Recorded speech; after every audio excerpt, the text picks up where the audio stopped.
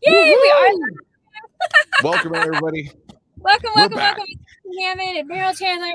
We are back, and we're back into our routine. Hopefully, we can stick to the once a week. So last week we were talking about Credit Karma and all the things that they have misled people with. But the big Yeah. thing that's been in the news and with real estate investors, Merrill, people keep asking about like what's happening. The whole Yeah. economy, the news is always about interest rates have gone up so much, and people are really afraid right now on what's going to happen. Are they going to be able to get mortgages? Are the mortgages going to be called in? If they go buy something right now, are they going to still be able to be worthy of credit? Are they going to be able to get funding for their real estate Yeah. investing deals? We had this really high thing where like everybody, there were no homes, there was a shortage of homes. And now we're starting to see some numbers where people are laying off from major companies. We're seeing some things that would make anybody a little bit nervous. Yeah. And so they're Some worried about their stress. credit. So Yeah. Well, first of all, we've got two perspectives here because each one of our listeners, right, our audience, may fall into both categories. They own a mortgage, and then they may be a real estate investor that's holding rental properties, right? So we're at cross purpose. Some of this is at cross purposes. In many major sectors, rents are starting to come down, which negatively impacts the real estate investors, income, cash flow. But if homeowners and real estate investors have 30-year fixed, which we've always said cheapest money on the planet, 30-year fixed, then it doesn't matter what happens to the rates. You got in before it got bad, right? But I do want to address this because it's really important for all of us to remember, right? Since 2008, credit markets froze. The prime went to zero. The overnight lending rate from the Fed -0 on occasions, and so we have been spoiled for the last 12 years because 40-year average of mortgage interest rates, you guys, have been around 7%. 40-year average. I mean, that's half a lifetime of interest has been at 7-ish%. 5, 9, 6, 8, 7 average, right? And now we've been way down in the zeros and the 2.5s, the 3.5s, the 4.5%. So I do want us to kind of step back. The panic is that, hey, we had a free ride for 14 years. Now the cost of money is hitting just regular old averages. Mortgages right now 6.95, 6.99%. It may climb a little bit more because the Fed says that next spring they may hit the brakes a little further by raising interest a little further. But you guys, we cannot get we cannot panic because the sky is not falling. I have been through 4 recessions now, and what's interesting is fundability. The importance of fundability, Jennifer, is going through the roof. More and more people are getting interested in getting the very lowest cost, becoming most fundable, so they can get the lowest cost money, because when interest rates are at 0 plus 0.75%, 3%, 4%, then people don't care. It's like, hey, this is free money, man. This is discounted money.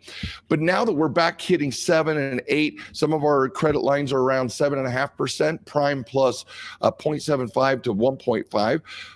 People want every little piece of, they want every 1/8 of a percentage point, right? They want every quarter point. And so people are now saying, I want the lowest rates possible. How do I become fundable? We should have been doing this 2 years ago. I won't say it again. All right. So the idea is get fundable. Go to getfundablejennifer.com to find out exactly how you can learn how to become optimized, totally fundable, and then you get the best rates possible. Great news is if you get into a 7% mortgage now as a homeowner or real estate investor, that 7%, that 8% is refinanceable every step of the way as we start to go down over the next 12 to 24 months. So you don't lose. Now we just have to figure out, are your rents for real estate investors that are buy and hold, are the rents, is the margin going to be enough to pick up properties now?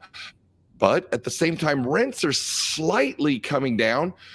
Home prices are also dropping. So we can buy in, and the cost of money just becomes the cost of doing business. So, boy, that was a long soliloquy, but I'm just, don't panic, guys. We're just back to normal life over the last 40 years.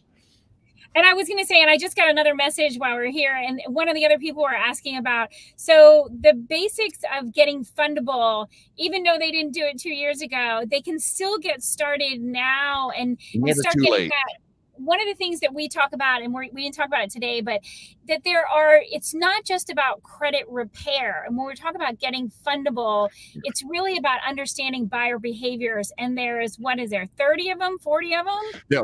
40 borrower behaviors are what get you approved. So 30, this merits 30 seconds of review, because we either have heard it and forgot it, or we haven't heard it before. So your credit score is not used to approve you. Lenders use underwriting software to approve you.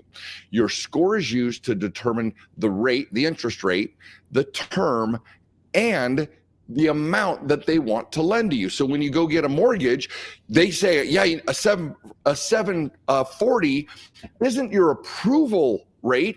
It's how much money, how much it costs you. It's the lowest possible interest rate, because your score drives the interest rate, the term, and the approval amount. The underwriter, Fannie, Freddie, and the lenders are underwriting all of your other borrower behaviors. What is your utilization, debt to income ratio? What is your, do you have 30-day lates, or do you have collections? Those are all borrower behaviors that are determining whether or not you get approved. Your score determines your interest rate, right? So we need to make sure we keep that in mind. So the more fundable you become, the more you can qualify. If you get a credit line or a credit card, are you getting a $5,000 approval, low credit score? Or are you getting a $50,000 approval, high credit score? But it has nothing to do with the approval, just the amount they're going to give you and the interest rate they're going to charge. That was a perfect review. Thank you, thank you, thank you. And go to getfundablejennifer.com. You can get all sorts of information there. And then every Wednesday, we're always going live on all the different channels. And definitely tune into the Instagram Reels. We've got a whole bunch of great Reels out there for you. And thank you so much, Merrill. Yay! Absolutely. Love it. We will see you. And we got more reels that are going to kind of reveal that the reels that reveal, that's the name.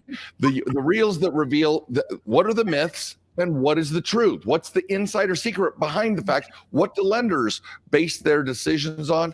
Check it out. Exactly. Thank you, Merrill. We'll see you guys next week, and check out the reels.